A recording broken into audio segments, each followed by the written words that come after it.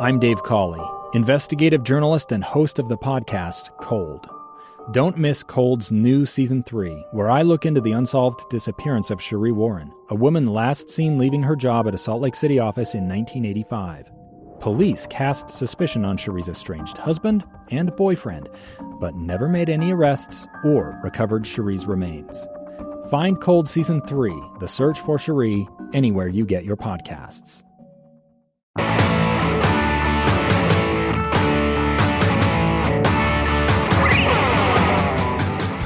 Yeah, I think that's really well said, and hopefully people can understand that. Maybe some people listening have been there, but we have learned patterns of behavior over decades of our life that are so ingrained that most people would think they're genetic, but they're really just learned patterns of thinking and behavior. And so absolutely, it sounds like you had gotten to the point where you were desperate enough to finally tell people what was going on, but it's a whole nother process of learning to peel back those layers of behavior and patterns of thinking until you can get to being a really honest person, because at least in that area of your life, you'd never been an honest person. Like from the time you started, from you took your first drink, unless it was your friends, it sounds like, that you were drinking with, it was something that you hid, and I assume there's a level of shame and embarrassment to it, and by the time you got to where you're just describing and feeling suicidal, that had become part of how you functioned. So it takes a lot of support, a lot of learning, and a lot of time to learn how to be completely open and honest on something like that. Right, and it did. And I had to tell her, if we talk about this right now, I'm most likely going to lie to you. And that's very honest. And actually, I was just going to say, that was the only honest thing that I could say in that time was I don't know why. I'm working on trying to get to a point where I feel like I can, where we can have this discussion, because I know she needs it. I know that she needed those things. She needed in her own healing to hear some She'd things. had this little, well, not little, she'd had this big question mark, this big stressor, like you were saying. She knew something was wrong, just like every good spouse does, but couldn't put her finger on it, couldn't put a pin in it. And so it would have been relieving to her to have all that honesty, brought out at that time, but you weren't able to do it. No. And you say it would be good for her, but would it? I mean, would that be an overload? I don't know how it works. I think that depends, really. I think that depends on every situation, because there are some. Eventually, I think it's important for everybody to know the full story. Right. But she'd been struggling with all these question marks. Why aren't things working out? As you do, trying to figure it out herself as a smart woman and trying to be a good support to you and a mom. So whether it all came out in once, or which might have been a little overwhelming, I agree, but over a shorter period of time than probably you were capable of giving her, she would have liked to have known the answers to these questions she's had for so long. Right. And family members, they do have so many questions. Sure. They want to know all of these things, because they knew things were wrong, right? Right. Like you said, you were becoming expert in giving excuses, but people who know us and love us, they know when we're not doing well. They may not always say it. In fact, a lot of times they don't, but they know we're off. They know we're not. They know we're struggling. So once you started to open up, I'm sure the family that was close to you wanted to hear what was going on. So you're sitting there. Your dad's taking your gun. You've just kind of come clean and been as honest as you could at that point about what's going on. Yeah. How did the family take it? I mean, my family took it really well, and they were obviously just overwhelmed with concern and trying not to think about what just about happened. And they stepped in and they said, well, let's get you some help. And so I lost my insurance agency right there, like pretty much. So I can't remember exactly the date, but it was like almost that day that I wasn't going to be an agent anymore. And so I was jobless and didn't have to be anywhere. And so my dad, he took me they just stayed really close with me, and we started researching some things. And like I said, I mean, I thought my major problem was anxiety and depression. So we started going to psychologists and psychiatrists, and I took a 700-question psychoanalysis test. 567. 500, I know what test you're talking about. It was horrible. I mean, it was the worst. I mean, I had so much anxiety, and I didn't let anybody know how much I had been drinking. I just, let them know I'd been drinking a lot, but we didn't know exactly how much. So we did go get me checked out by a doctor, but I lied to him about how much I was drinking. And, so we're dealing with all this, but I'm detoxing like crazy. And I am detoxing. And I started trying to do all these things, and they're telling me, like, this is anxiety and this is depression and all this kind of stuff. And in my head, I'm thinking, like, well, yeah. Like, okay, they give me some antidepressants, some anti-anxiety pills, and it felt like a roller coaster of just emotions. I stopped drinking, and it just felt like this emotional roller coaster of, like, some days I can't get out of bed. Other days I'm like working on this house that we're living in till 3:00 in the morning because I can't stop. I felt crazier in that time than I ever did prior to the suicide attempt. It floored me. And then we try a different drug, and we try something else. And about 2 months into it, I just got tired. Like, I was doing everything everybody told me to do. I was going to all these counselors. I'm telling them all these things inside of me that I've never told anybody before, and I feel like an absolute crazy person. And when you feel that way, see, I just kept thinking, like, I don't have anything to blame my crazy on. I didn't have a messed up childhood. I didn't have a traumatic, I mean, I guess I just did, but I was crazy before then, or felt crazy before then. I didn't have any of these things that I could just say, this is why I feel this way. And when you don't have that, you all of a sudden have this overwhelming feeling that's, well, you are just crazy. We're broken. That's what I felt. I was broken. Absolutely. I felt like I felt more comfortable going to an insane asylum than I would just hanging out with it, because I could not function. And I just said to myself, I know how to fix this. So it's worked every time. Yep. I went and I just started drinking again, hiding it. I level out. I was calmer. My life on the outside wasn't going anywhere. I had got a job installing fireplaces with my wife's cousin and brother and my brother-in-law, and I felt like I was maintaining, but I wasn't really going anywhere. And then I just went right back to the everyday, all the time, just trying to keep those feelings at bay. And then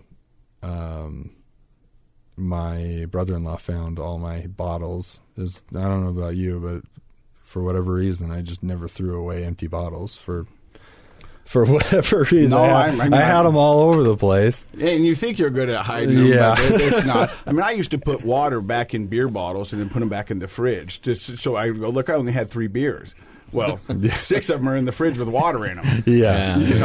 I mean, stupid stuff like that. Oh, I've got stories. Yeah, I've got stories up the yin yang about that. But he found all my bottles that I had hidden in our work trailer, and he called my wife, and I was cutting down a tree just on my day off, happy as can be, and my dad walked around the corner, and I thought, oh, he's not supposed to be here.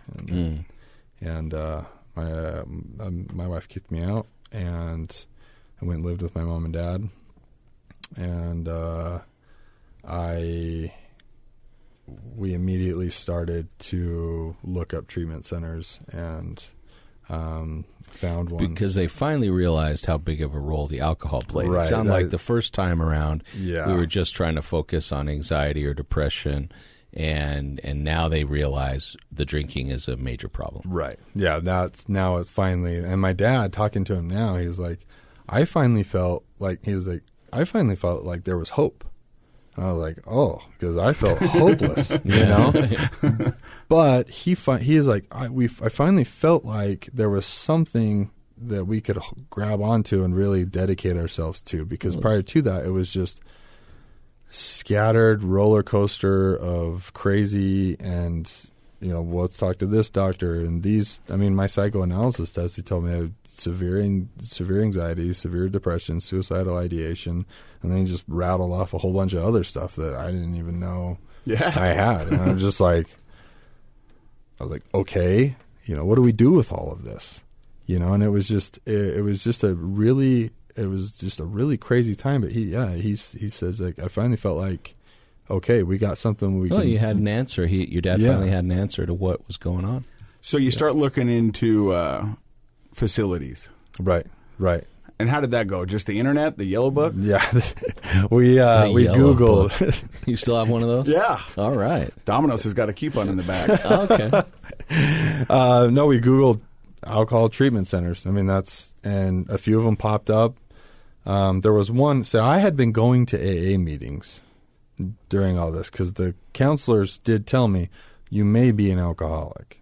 So go to some AA meetings that you like, and you don't have to do the steps or anything. Just go to the meeting. So I'm sitting here. I'm in AA meetings looking at them like, well, I'm nothing like any of you because you don't understand the anxiety. They told me I don't even have to do the program. Yeah, I was just like, and so I went into You're just auditing. Yeah, I went into. Yeah, I was in there. You know, I'd play the role or whatever, but I was showing up to AA meetings. You know, I was showing up to AA meetings drunk, or I'd drink right after, or whatever. And it wasn't. It was. So I knew a little bit about it, but I never gave it a chance. Was it hard to find, like when you Googled treatment centers? It was super hard. I mean, there was only 3 that came, or 2 that came up, and I knew of one, and I couldn't get into the one that I knew of. I wanted to go to that one. That's where I'd go to my AA meetings, and I kind of had some friends there, so like I wanted to go there. I couldn't get in, and so we went to another one that was, I felt like was horrible, and I told my wife, please don't make me go here. And so then we found one in Ogden at a hospital, and the ACT. And so was it an inpatient program? I was intensive outpatient, so I was there every day. I had to get there by I can't remember, like 8 o'clock, and then I stayed till 9 o'clock at night, and then I was allowed to go home, but. So I had no legal troubles, no legal issues. I mean, I could have got a DUI every day of 2012. But at that time, I couldn't be alone. I couldn't drive. Like my family just took. I had to go there and come home and sleep and then wake up, and I could go to the gym before with my dad, or I could go on a bike ride with him, which I'm detoxing again, so that none of that sounds fun to me. Bike ride sounds great. Oh yeah, no, he would at 5:30 in the morning he'd wake me up and say, "Come on, let's go," and I was so mad at him for that. But you know, at the time, in retrospect, when you're in the rehab center, did you feel like you should be there? I didn't know what to think, and the reason why I say that is because I knew that I didn't want to die, right? But I also knew that I couldn't live without alcohol or substances, and so I seriously just went into it like I assumed I was an alcoholic, I guess, but I really just I was just broken. I just had I didn't feel like I had any room to stand on to tell anybody that I wasn't what they were telling me I was, because you know, if I am drinking and all this stuff, I feel like I'm going to die, you know, and all my relationships are dying and everything. I can't keep a job. I can't, you know, everything on the outside is just going away. when I'm drinking. When I'm not drinking, everyone else is happy, but I'm over here dying on the inside because I feel like I'm crazy as could be. So I just had no answer. I had no, I didn't know what to think. I just went into it and said, I'm going to do what they tell me. That's pretty much, and I knew that I wasn't going to want to do any of it, but I told myself, if they tell me I have to do something, and my first thought is I don't want to, I now have to immediately do that thing. Okay. Those were the only thoughts I had in my head when I got into a treatment center. You know, I've said on my recovery, I was the CEO of this company for 45 years. Right. And that didn't end well. So I'm going to let somebody else manage it for a while. And that's the kind of attitude I went into at the recovery center. I said, you know, I was kind of exactly where you were. I mean, I didn't know what to do. I just knew I couldn't keep doing what I was doing. So let's give this a shot. Right. You know, and lo and behold, I'm on the road to recovery. But I just wanted to go, okay, let's just, why not? Yeah. I had nothing to lose. I was sleeping in the same bed I slept in when I was 6 years old. I mean, and I couldn't go it sounds back stupid. home and all. I mean, yeah. It sounds stupid. That's your reason. Why not? I had nothing. Yeah. But well, I think when you feel defeated and kind of hopeless, but you have support, then it can result in what both of the two of you are saying is a person can just kind of give it up and say, okay, tell me what to do. Because, I'm not managing the system very well. And that's, if you have support in your life, that's not a bad place to be necessarily if you keep the mindset of, I'm going to do this. And it sounds like you kept that mindset. So how long were you at the ACT IOP for? 30 days. Yep, 30 days. And then I guess you graduated from that. They coined you out. Yeah, they gave me a coin. And I was... most expensive coin you've ever bought. Yeah. And I did. I graduated that program, I guess it was, and then the real work starts. Because sobering up and stuff is when you're in a facility and all that kind of stuff. I mean, that's the easy part. Yeah, it's intense, and you're talking about all these things, and you're getting friends and all this kind of stuff, and then they say, all right, well, have fun, and that's when the work begins. That's when the real work began, and my support system. They did a lot of work on their end to understand and not understand me. That's one of the biggest problems that bugs me is people are like, well, nobody understands me and my family. I'm like, well, if they understood you, they'd be sitting in the same spot you're sitting in. Yeah. Like they like we're different. You don't understand how they can let a beer sit on in the fridge for 6 months. Mine don't even get to the fridge. Yeah, I don't understand how you can walk away with 3/4 of a beer left. Yeah, exactly. And I'm not kidding you. I would get to the door and I'd look back at it and go like, I can't just leave it there. Got to finish it. And I would go, hold on, let me go tip. Right. Yeah. Exactly. Yeah. So there's I don't think that the family is ever going to fully understand, but they can learn about alcoholism and they can learn about how they can help protect themselves and how they, what they can do to best support, but also keep their mind in a right spot. So what you're saying is to be supportive and to heal for themselves. Right. They don't necessarily have to know exactly how you feel. Yeah, I don't see, unless you're an alcoholic or an addict, you'll never know it that way. You'll never fully get that. That's why it's so great. Like, we can talk because I don't even have to really say much, and you just already know. Yeah, I've been there, done that. Yeah. You're listening to Project Recovery. More with Cole coming up.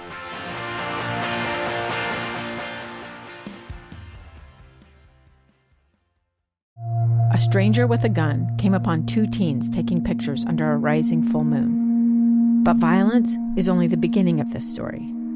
Sometimes I thought, there are no miracles. Yeah, there are, and this is a big one. I'm Amy Donaldson, and I've spent my career talking about how lives are undone by violence.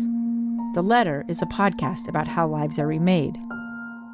Follow The Letter at theletterpodcast.com or wherever you get your podcasts. So you get out after 30 days. Where are you with your wife at this point? We are separated still. We didn't know if we were going to get back together, because now Mr. who's never had a voice before and is just kind of like, yeah, whatever, and I'm hiding all of my resentments and all my feelings and everything I don't like about her and all this kind of stuff, everything that bugs me in my life. Now all of a sudden I'm Mr. I have a voice now, and I'm going to tell you how I've been feeling for the last, couple years here. And she's looking at me like, what grounds do you have to say any of this? Mm-hmm. And she was right. And we started the process of kind of peeling back some of those layers, and we went to counseling and stuff, and that was good.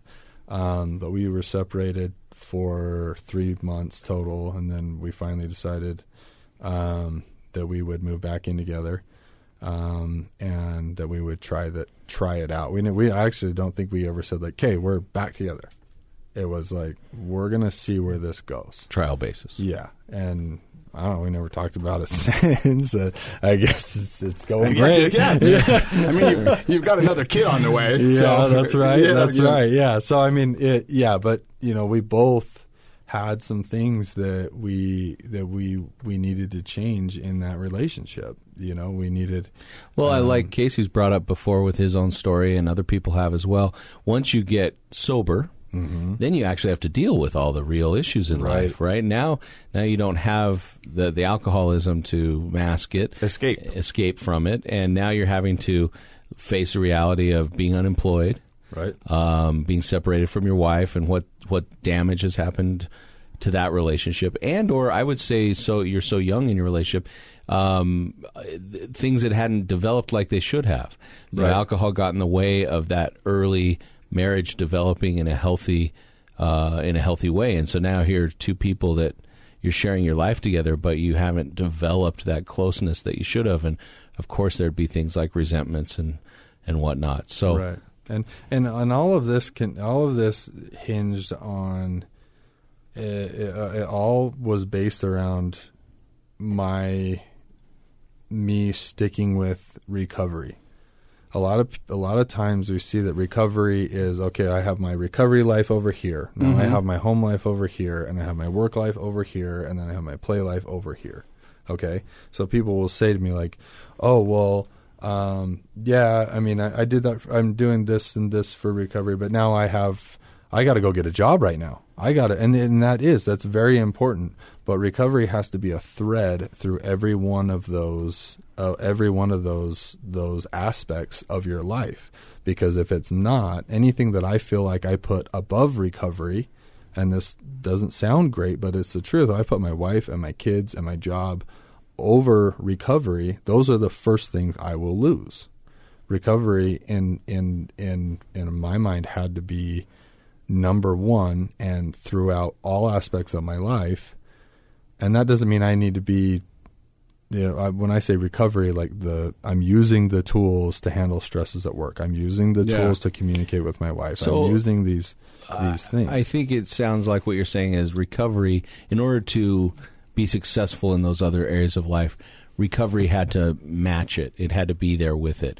Your recovery mindset had to be part of how you interacted with your wife, or how you worked, and even how you spent time with friends. Is that right? Absolutely, yeah. Every aspect of my life, that recovery mindset was present.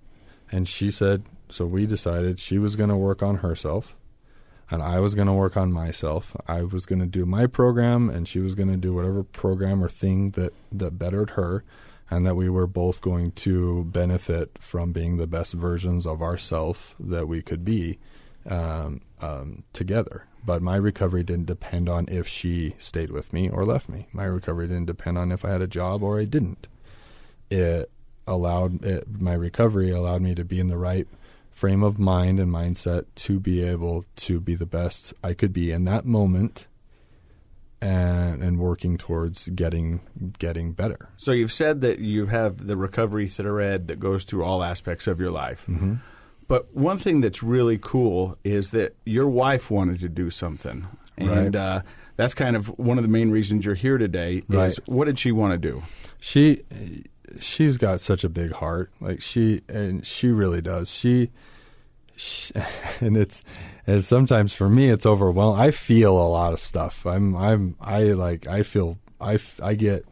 I hear something heavy and I'm all of a sudden like, whoa, like that's heavy. You know, she'll read a story about this person, you know, or like your friend that passed away due to an overdose. You know, she would take that and just, I mean, her heart would break because of these stories and these things, and there are tools and things out there, and she wanted to help as many people as possible so that, you know, hopefully, you know, that doesn't happen to a few people and they get the help that they need. And she just wanted to do something to help addicts, alcoholics, help not just addicts and alcoholics, help families, because we're all in this together. She wanted to figure out a way to do it on a big scale. So you started a charity called We Are One Recovery. Yep, she did. She started that, and I help out as much as I can, but she started We Are One Recovery, and what she wanted to do was she wanted to get all the resources that we possibly could, treatment centers, and all sorts of, you know, everyone's recovery is different. So, you know, different types of treatment centers, different types of mental health professionals, gyms. Yeah, I mean, all of the as many aspects of recovery that we could possibly get together, get them all together in one room, have some amazing speakers to come in and share their stories, and then provide a way for people who are struggling out there, family members, alcoholics, addicts. Find ways that we can bring them in and they can have all these resources right in front of them. Because like I said, when I went through, we Googled and there was like 3 things that popped up, or I knew of 3 things. And now so many other resources have come in the last 6 years. So many resources have come around, and we want everybody to know about them. You know, we want them to be able to find the treatment option or outlet that's going to be the most effective for that person. So the event's September 7th up in Ogden, right, up on Weber State campus, right? Yep. Doors open at 9:30. We'll be done at 7. We have vendors, we have treatment centers and vendors that are going to be there. It's a free event to the public, so that's Utah's favorite F word. Yeah. Free. Nice. It is. Oh, you're very right. You're not wrong. Yeah. So come up and check it out. I'm going to be the MC, but you've got some great speakers. I know Randall Carlisle, who's been on the podcast, is going to be up there. Alema Harrington. You're going to have a bunch of booths because, like, when I went into recovery in uni, I didn't know much about it either. And so this would be just kind of a great way to have just in case, you know, binder at your house. I mean, I love this. I love this because it's so hard. It's difficult to find resources. And even if you find them through a Google search, you don't really have a connection with that. You don't know what quality it is. And when you're in that desperate moment of you feel like you have to make choices really quickly. I think being proactive is always the best way to go. And I love the fact that it's not just a bunch of treatment centers together. We have treatment centers there, but it sounds like you have things that might have in the past been considered alternative treatment options, healthy living options like gyms and lifestyle things, as well as mental health treatment. I mean, I think it's so valuable. We've talked about how so many people are starting to open up their eyes to the fact that they may not have a problem, or even their immediate family members may not have a problem. But how many people have contacted you or me, Casey, through our show, saying a cousin, a friend, a neighbor, they're suicidal, they're depressed, they're struggling with substance abuse. Where do we go? What do we do? Right? Yep. And this is the answer to that, is helping people come together, and you can walk out of there. What do you hope people walk out of there with? So we hope that they walk out, they listen to the speakers, and they hear the message of hope, you know, because that can, not having that hope that things could ever be different or better, It's just terrible. I've lived with that. And Casey, I'm sure you've probably felt that. Like that's a horrible, and 99% of the people that are going through all these things go through that stage of this is never going to get better.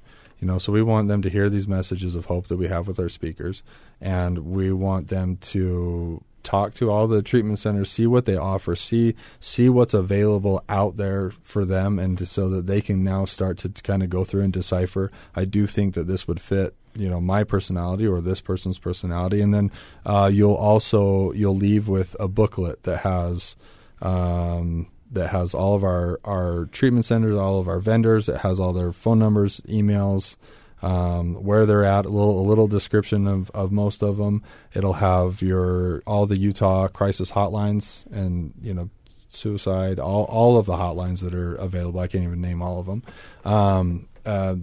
Then this is a free booklet that everyone who comes in will get, so that it's not just this thing that you go to and you hear like, oh, well, that was a really cool day and that was fun.